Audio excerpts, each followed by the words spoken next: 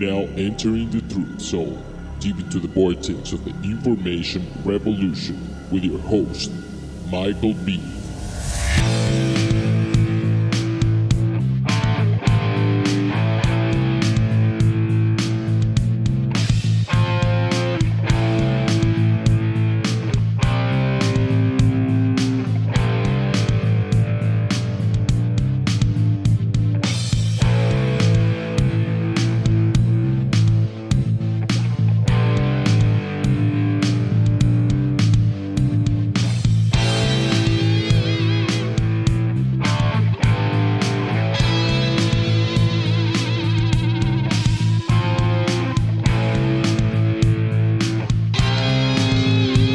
I am your host, Michael B., and this is the Truth Zone, deep within the vortex of the information revolution, and we've got a lot of information that you're just not going to get by watching the TV, popping a beer, and eating some potato chips. Just not going to happen. So, I was debating with myself, and I always win. Was I going to start the show on a positive note or end the show on a positive note? And I was conflicted. But considering the fact that I always run out of time and I never cover all of my material within the same episode, I said to myself, I'm going to start on a positive note. Now, amazingly, Barack Hussein Obama sat in the White House for 8 years and just couldn't get the economy turned around. And really, he could have. He chose not to do so. Whereas now, we have a president who actually and sincerely cares about the country and cares about private success. And the man has proven that over and over again his entire life. Now, the libtards would like to say that 5 failed projects out of 1,000 makes him a loser. And because Trump warned about the illegal immigration crisis, which is a real crisis, and I'll get into part of that later, that makes him a racist. And because he had a locker room hot-mic'd conversation about grabbing some vajayjay, that makes him a misogynist. So, all of that is kind of very, very amusing. But we know the proof is in the pudding. And CNBC comes out on this fine June 1st. What a great way to start the month, as we're just a few weeks away from the official start of summer. Although some days here in Texas, it feels like it's already arrived. So, private payrolls add 253,000 jobs in May, blasting by almost 70,000 jobs the estimated job creation for May, according to ADP, which I believe is the largest third-party payroll company that we have. So, the big growth areas were construction and professional and business services. Now, construction is fantastic because if there's a growth in construction, that means businesses are expanding, they're building new offices, and obviously then new homes must be being built as well. And here in North Dallas, Texas, man, houses are being built at incredible speeds. And quite frankly, I think Michael B. wants to get in on that. I think There's a lot of money to be made. And no, I'm not 25 years old. I'm not talking about getting into construction. But there's a lot of ways to make money in this real estate boom.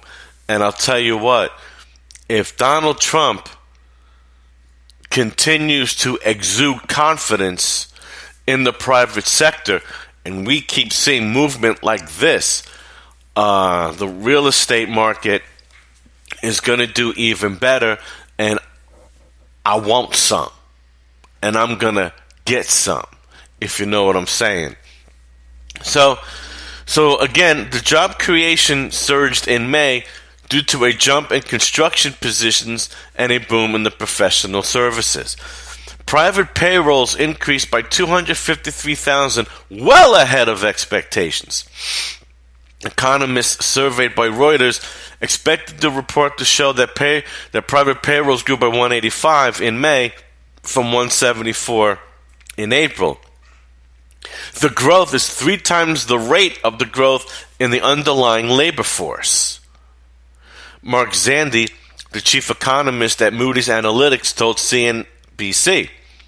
So that means the unemployment rate, which is 4.4, is quickly headed to 4%.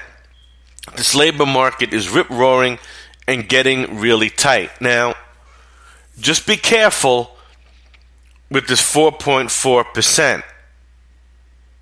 We know that the Department of Labor fudges the numbers by not counting people that are no longer getting unemployment. Just because they fall off the unemployment roll, if you will, that doesn't mean that they're working. It just means they came off of welfare, they came off of unemployment, and also those that are not seeking employment, that have thrown in the towel and given up, are also taken off the roll, and therefore creating this 4.4%. So we still need to be leery of that. I know the unemployment rate is much, much higher. It's most likely 12 to 15% in reality, and then you count the underemployment rate, meaning, let's say I'm an executive for company A, I get downsized and I was making 80 grand or 100 grand, what does it matter? And I can't find another job at that level. I'm getting unemployment, which is nothing compared to my salary, because I believe the cap is like $350 a week or something of that nature. So I'm on there a few months, and I'm not getting a job at that level. I now have to and I get a job making $50,000, and then because of my cost of living hasn't lowered, I've got to get a part-time job at, let's say, $10,000-15,000. So I'm working 60, 70 hours a week, but now I'm only making 65, and I'm taking a much lesser job. I'm underemployed. So we really need to be careful when we look at this 4.4%. Services broadly led the way with 205,000 jobs, with professional and business services contributing to 88,000. Its best month in about 3 years. And education and health services adding 54,000. Well, usually education and health services seem to fall under, especially obviously education, seem to fall under government jobs. So I'm not sure where that falls into the to the private sector. So, and you have to be concerned, what kind of professional services? Are they true executive jobs, like I just mentioned, or are they more of the same of the McDonald's and Arby's kind of deal and the bartending, where you're not even making minimum wage and you're trying to survive on tips? So I still believe that we have to be careful when we say how great things are. But I do believe that still creating 253,000 jobs and being close to 70,000 ahead of estimates is still a great plus. And I think, it'll be great if we keep that going. And once Donald Trump gets his tax reform and lowers taxes across the board, we're going to see a significant increase in the progress of this economy.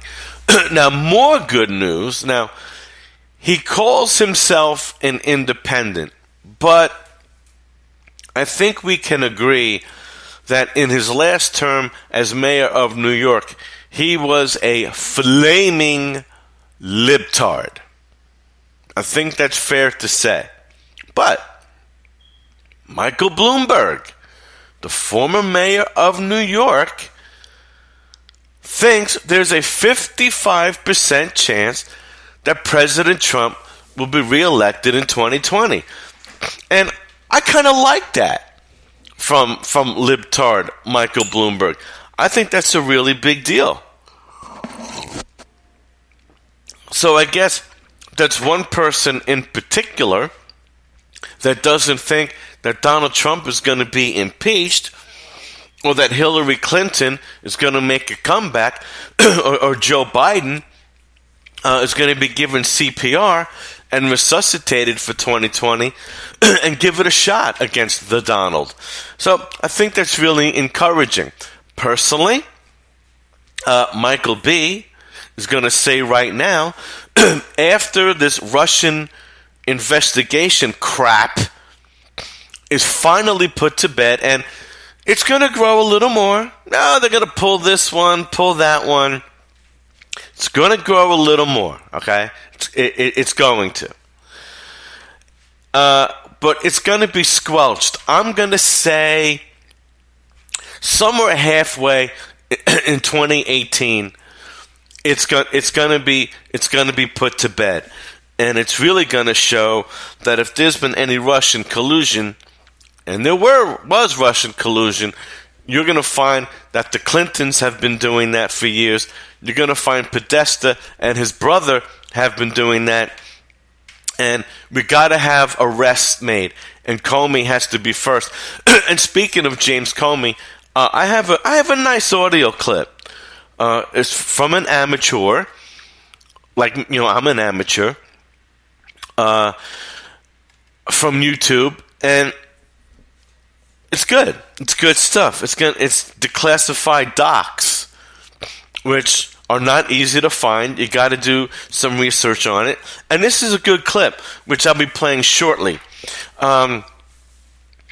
So my feeling, once that's done, and then of course now they're trying to push the senility angle, that's going to be done away with. Trump will have lowered the taxes, and we're going to have more money in our pockets. The economy is going to continue to do better. I will say right now, I'm not even mentioning the border wall, which I really do hope he really gets that resurrected between now and the next 18 months. My prediction is this. I don't care who the Democrats put up in 2020. Donald Trump is going to decimate whoever is in his path. He will win by a Ronald Reagan-style landslide. Now, I'm not saying that he's going to get 49 states the way Ronald Reagan did, in 1984. But I'm going to say it's going to be a massive beating in 2020. And there's going to be no talk of recounts, no talk of the Electoral College, and votes not counting, wah, wah, wah. It's going to be a blowout. And that's going to pave the way. I'm not going to say Mike Pence in 2024. I would really like to see Rand Paul. I really want a classic libertarian in there. No, I don't want a Gary Johnson style libertarian that is just an out of control bat merda, if you will, crazy liberal disguising himself as a libertarian. No. I want the classical founding father libertarian that I believe Rand Paul is. I mean, he's done some... I didn't like the unlimited visa thing, especially when Americans are out of work, which I just talked about. And he seemed pro-TPP there for a little bit. But it looks like now he has righted his course, and we need a president in there that's going to scale back the foreign occupation by a military, really scale back the surveillance on we the American people, and sharply weaken the Patriot Act and go back to a constitutional republic that the founding fathers wanted. So I'm really hoping that Rand Paul will be the guy in 2024. So we'll be watching him over the next 8 years. So Bloomberg, who politically identifies himself as an independent, told the New York Times columnist Frank Bruni that he thought Democrats didn't have an effective message to win the 2016 election. That's putting it very mildly, and could repeat the mistake in 2020. Hillary said, "Vote for me because I'm a woman and the other guy's bad," Bloomberg said about 2016. He said Democrats are still looking for issues and messages, and he worries that too many Democrats are eager to jump into the 2020 race. They'll step on each other and re-elect Donald Trump. Bloomberg endorsed Hillary Clinton in 2016 and spoke at the Democrat National Convention, calling Trump a dangerous demagogue. Well, you see, Mike Bloomberg, you're an idiot. Okay? The man is not a demagogue. He's an American.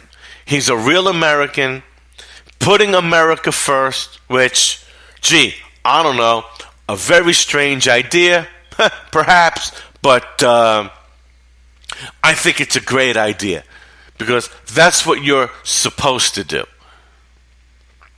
And I don't hear anybody else in other countries putting their country first, a demagogue. But, you know, that's the liberal base that we have in this country. But it's nice to see that Mr. Bloomberg does have some common sense and does see reality. And America, you will see reality very, very soon in the next few years when Donald Trump is reelected. So I talked about briefly yesterday Donald Trump telling us that he's going to pull out of the Paris Accord, this bogus climate agreement. And I read to you briefly part of Michael Savage's book, Government Zero. He really, really in-depthly, if that's the word, detailed the hoax that is global warming and climate change. And I just briefly touched on it. So, we're going to avoid a lot of bad things. This comes from, InfoWars is the hub for this, but this comes from Breitbart. Withdrawing from suspect treaty would greatly benefit U.S. economy. The president is expected to formally announce this week. Well, supposedly, as I read my email blast this morning, he's going to do that at 2 p.m. Texas time. He's going to hold some sort of a press conference where he will officially pull out of this bogus agreement. The Paris Agreement was deeply flawed from its start. It was legally and constitutionally suspect, based on politics rather than science. No, it was based on fake fixed science, and under the threat of scientists involved in this nonsense having their federal grants pulled, and they caved, and they cowered, and they fudged, and they faked numbers. And it contained unrealistic goals. Well, the true goals were that the elites will harness and hoard the best of the best of our best natural resources, we in turn will be given very little, and what we have will be taxed to death on it, creating global mediocrity and poverty, and our young children being brainwashed into believing that our huge carbon footprint is going to destroy and fry the earth, and Africans growing up in Africa, according to the former half African American President Barack Obama, that if young Africans became successful and had air conditioning in their homes and in their cars, the earth would overheat, thus killing us. Yes, ladies and gentlemen, you can find where Barack Insane Obama actually said that in one of the African countries, that the earth would boil over should young Africans become modernized into the 21st century and actually have air conditioning.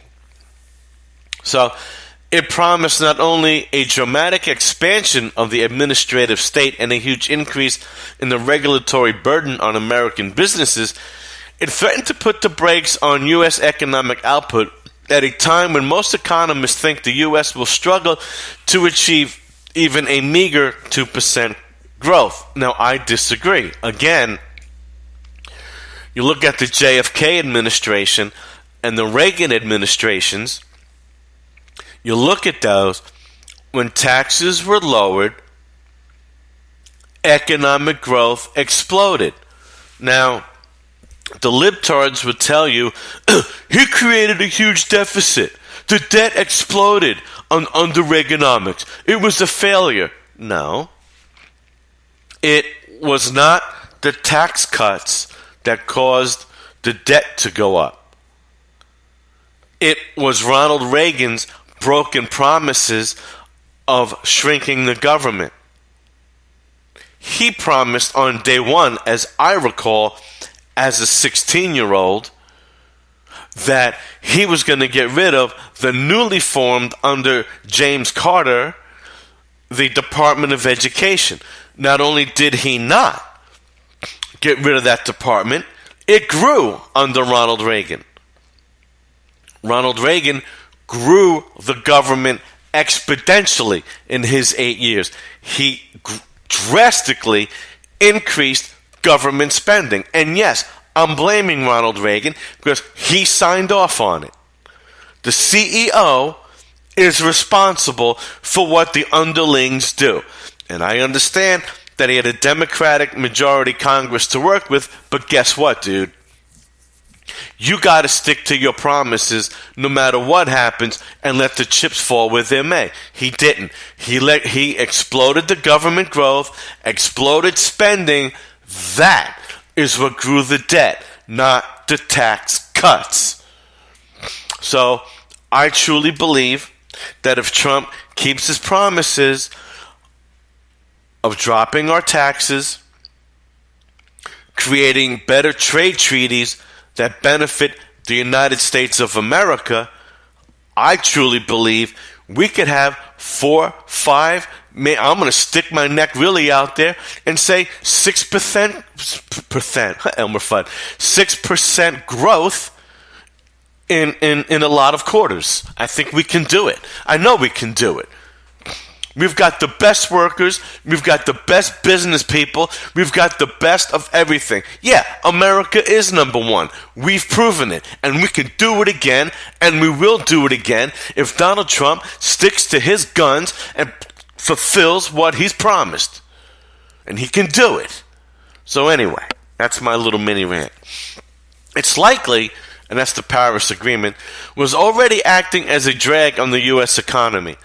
After President Barack Obama unofficially committed the U.S. to the Paris Agreement, businesses began preparing for its impact. Well, of course. Knowing that it would diminish U.S. economic output, businesses invested less and directed more investment towards less productive technology to meet the climate deal's mandates. Banks and financiers withdrew capital from sectors expected to suffer under the climate deal and pushed it towards those expected to benefit. A classic example of regulation-driven malinvestment. You see, there you go. If you're going to preach more regulations, if you're going to forecast a burden on American businesses, how do you expect them to react? They're gonna dig their heels in and they're gonna brace for impact. That's just the natural laws of physics. The same thing happened with Obamacare. I was part of, briefly, the National Federation of Independent Business Owners when I was living in Libtard, Connecticut for a while. And business after business told me they could have expanded. They could have brought in more employees. But if they went over the 50 employee mark, they would have had to give all of their employees the enhanced medical coverage package that Obama mandated on companies of 50 employees or more. And when they weighed the costs of expanding and those medical costs or staying at 49 employees or under, they decided it was more profitable to just stand pat and stay where they were. Well, if businesses can't grow, businesses can't create more jobs. It's just logic. So you bet. When you're telling companies that you're going to get ready for more regulations, get ready for more taxes, what do you think they're going to do? They're going to contract.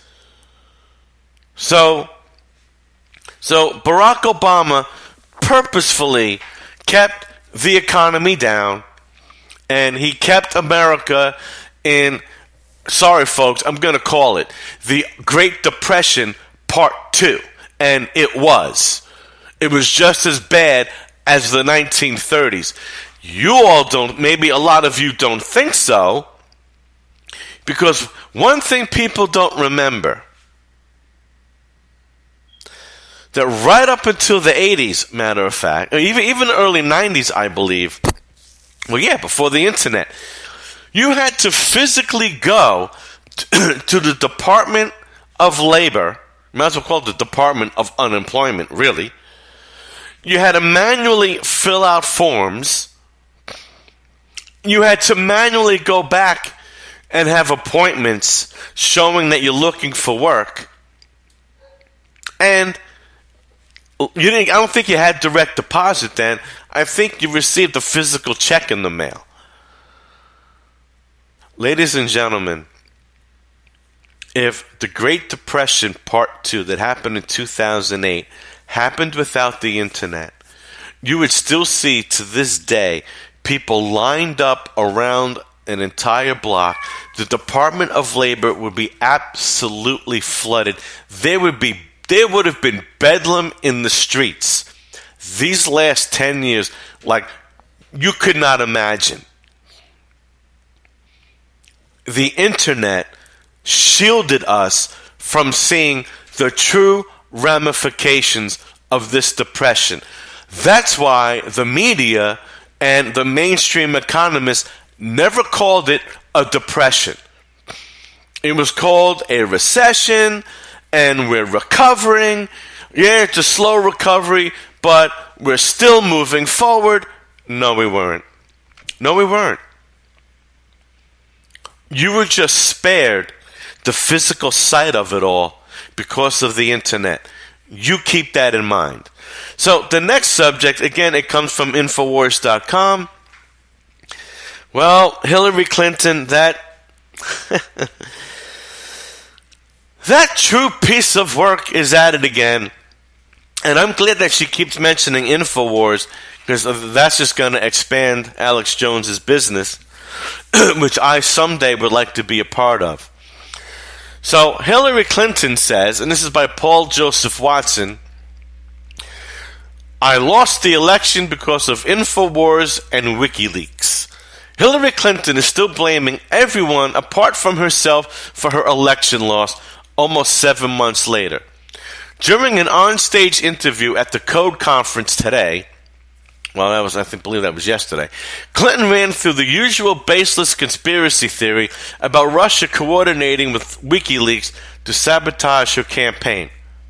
Hillary claimed that the Podesta emails were leaked 1 hour after the Access Hollywood pussy tape was released in order to eclipse the former, despite the fact that it did no such thing because the news cycle was completely dominated by Trump's grab her by the pussy comment days afterwards. And it's true, it was. That's all you heard. Pussy, pussy, pussy, pussy. That's all you heard. Within 1 hour, the Russians, WikiLeaks, same thing, dumped the John Podesta email, said Hillary, before claiming that the Podesta emails were anodyne to boredom, whatever, while simultaneously asserting that they swung the entire election. Pick one, Hillary, because you just can't have both. Within 1 hour, they dumped them and began to weaponize them. And they began to have some of their allies within the internet world, like Infowars, take out pieces and begin to say the most outlandish, outrageous, absurd lies you can imagine. He dumps that on me on October 28th, and I immediately start falling, said Hillary in reference to the Comey memo, which he also claims was motivated by the Russians. Hillary also blamed Trump people screaming, lock her up, as a reason for her defeat, as well as Google searches being predominantly for WikiLeaks in the final days of the election. She goes on to call the WikiLeaks Podesta dump false information, despite earlier claiming it was anodyne and boring. To witness Hillary still stuck in denial nearly 7 months after the election would be tragic if it were not so hilarious. Well, let me tell you about those emails. As I've said before, and I probably said it yesterday, there are many, many, many sources, okay? Not just WikiLeaks. WikiLeaks was just the last straw.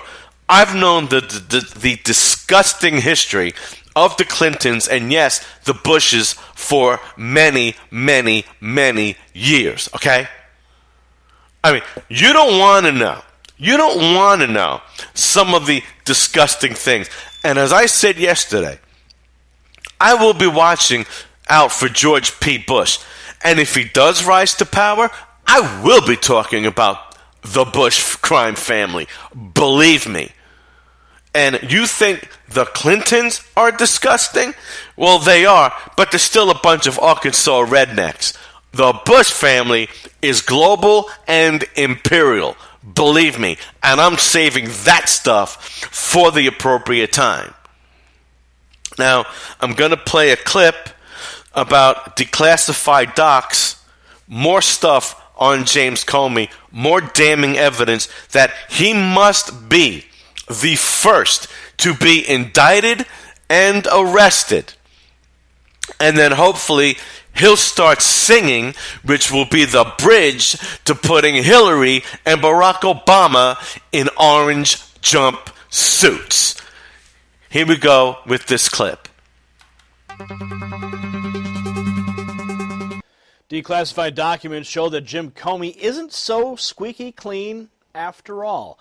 Benjamin Aree for the Conservative Tribune is reporting that the drama unfolding between the former FBI Director James Comey and President Donald Trump's administration may have just taken an interesting turn. He writes, just weeks after Comey was fired by the president, declassified documents have now surfaced showing that Comey and the FBI may have repeatedly broken the law by improperly receiving and sharing intelligence from surveillance that was conducted on American citizens. They continue that even worse, there's evidence that Comey actually knew about the violations but did little to stop them and actually hid the abuses from Congress. Wow. According to Circa News, it's a property of the Sinclair Broadcast Group. They state here, the powerful but secretive Foreign Intelligence Surveillance Court outlined its concerns about the FBI in a series of rulings. Well, those rulings have now been declassified and reveal hundreds of privacy violations during Comey's time at the Bureau. That's according to Circa News. They write here, the court, which hears applications for warrants under the Foreign Intelligence Surveillance Act, had information that could stun many Americans. Quote, the behavior the FBI admitted to a FISA judge just last month ranged from illegally sharing raw intelligence with unauthorized third parties to accessing intercepted attorney-client privileged communications without the proper oversight the Bureau promised was in place years ago. Wow. Eavesdropping on attorney-client conversations. That's a really, really big no-no. I mean, not that it's any less of a violation of eavesdropping on average Americans' conversations, but these guys, these lawyers, these people in law enforcement, okay, they are supposed to really, I mean, they're supposed to uphold the law to begin with, but that attorney-client privilege, that's something that is really, really special, okay? But for them to be going ahead, eavesdropping on that, wow. This is huge, folks. This is huge. They state here that the court's own documents back up the claim. Quote, the court is nonetheless concerned about the FBI's apparent disregard of minimization rules and whether the FBI is engaging in similar disclosures of raw information that have not been reported. That's according from a court ruling that came out in April. They state here that, in other words, the court responsible for overseeing the FBI's spy activities suspected that even more abuses had been committed, but covered up. They write that the Bureau is normally not allowed to spy on Americans without a warrant or send and receive unauthorized intelligence that it knows was conducted on citizens within the United States. Okay, within the United States, within Section 702 of the Foreign Intelligence Surveillance Act that permits surveillance on U.S. citizens who are communicating with foreigners as long as strict rules are followed. Now, they continue that the declassified documents show that the FBI, under Comey, often knowingly broke those rules. They state here, listen folks, quote, this is a quote, we've found several instances in which the FBI acquired the communications on the same day that the NSA determined through analysis of intercepted communications that the person was in the United States, explained a FISA court report obtained by Circa News. If the reports of constant violations are in fact accurate, are you ready for this? James Comey may have lied to Congress. Wow. They continue that during recent testimony before being fired by Trump, Comey stated his agency only conducted surveillance on U.S. citizens when it was lawfully collected, carefully overseen, and checked. Well, these new FISA declassified documents paint a very different picture. Jim Comey, you're in deep, deep trouble. Friends, do your part as an American citizen. Expose this truth to everybody that you know. Send this on Facebook, send this on Twitter, send this in email, send this in a text message. You can shoot this thing, you can bypass all the email filters and social media filters when you just send this video as a text message to a friend. Think about that for a minute. So let's get this out there. Let's make sure that Comey is held accountable for his crimes against America. Comment below, subscribe for updates, and if you like what we're doing, give us a thumbs up and blast us around wherever you can. See you at the next. Okay, so the guy eavesdrops on attorney-client meetings. That's like the least. I mean, that was in the beginning of the segment. He knew that crimes were being committed. He knew that Americans were being illegally surveilled. He did nothing. He did nothing. See, he's got to be the first to go. And I just can't wait for Comey to testify because, see, this is a win-win for us. when he testifies. It's a win-win no matter what he says. If he said that Trump strong-armed him into demanding he stop the investigation of Flynn, then he lied on May 3rd when he said under oath, no, that could happen in theory, but it's never happened on my watch, because if it did, it would really be a huge event, and of course there'd have to be ramifications. So we would have Comey committing perjury, which then, quite honestly, makes that memo, if there is such a memo, it makes it dog crap. Because his entire credibility, which in my opinion, as I established the last couple of episodes, is already in the toilet, but that'll finish it. So his credibility, I don't care what he wrote, is going to be garbage. Going to be meaningless. Now, if there was a memo and it was created after the fact, then you've got fraud. You've got fabricating evidence. If it turns out that Comey did all of these things that are in this clip, well, he at least obstructed justice and violated confidentialities of many people who were ever being surveilled and tapped. So he's got to go down. Now,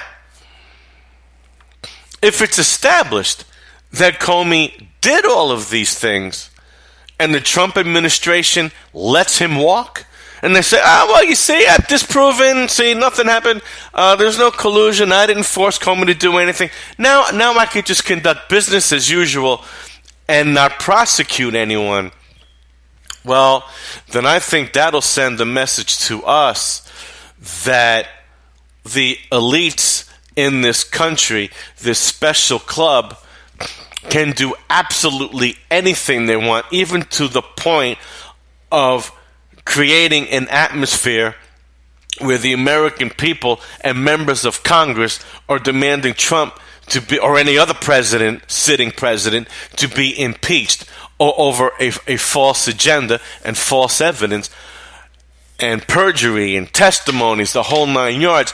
That's going to send a real message. And that should send a message that we really don't have a constitutional government anymore. Now, a lot of people believe that. I do, but there's a lot of people that, the red pill is halfway down their throat. It's not quite in their gut yet, but it's close. And I think that that would open up a lot of eyes. I really do. So, when Comey takes that stand, it is a win-win for the United States of America. Now, I only have a couple of minutes left, so I'm going to save the other clip by Paul Joseph Watson on the truth about the refugee influx in Europe. And folks, you really got to listen to it. And as a matter of fact, tomorrow after my show, I'm going to pump it on Twitter and every group on Facebook, because you've got to understand what types of people are coming in from North Africa into Italy, especially via Sicily, and making their way up into Germany, Britain, the Scandinavian continent. You really have to understand what's going on here. And then I'm going to go into why we have the same scenario, but with a different group of people, and the harm that's creating. So, we really have to accept what's really happening here.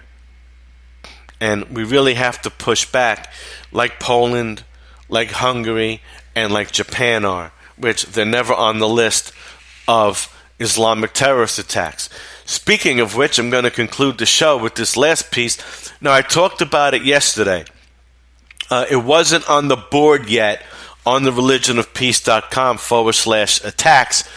It was through Fox News, and it was still early on. Well, here are the final numbers, which are massively bigger than the numbers I quoted yesterday. So we have Kabul, Afghanistan, 90 were killed. 90. Now listen to this. 400 people were injured. I'm going to say that again. 400 people. So that's 490 casualties. The Haqqani network detonates a massive suicide truck bomb during rush hour, that kills over 90, including many women and children. 90 killed, 400 injured. That makes the Manchester massacre look like San Bernardino. Okay? I mean, that's just massive, folks. Massive. And you have to ask yourselves, do you want the United States of America to become like Afghanistan? Now, we are many years from that, but you get another president like Barack Obama, or you get another almost president like Hillary Clinton, and that'll accelerate the terrorism that's going on in Western Europe, and we're going to have numbers. I mean, Western Europe will have numbers like this: 90 killed and 400 injured. They're well on the way. Well on the way. If they don't get their act together and put a stop to this. So, my name is Michael B. This is the Truth Zone. See you tomorrow, 10 a.m. Texas time, deep within the vortex of the information revolution.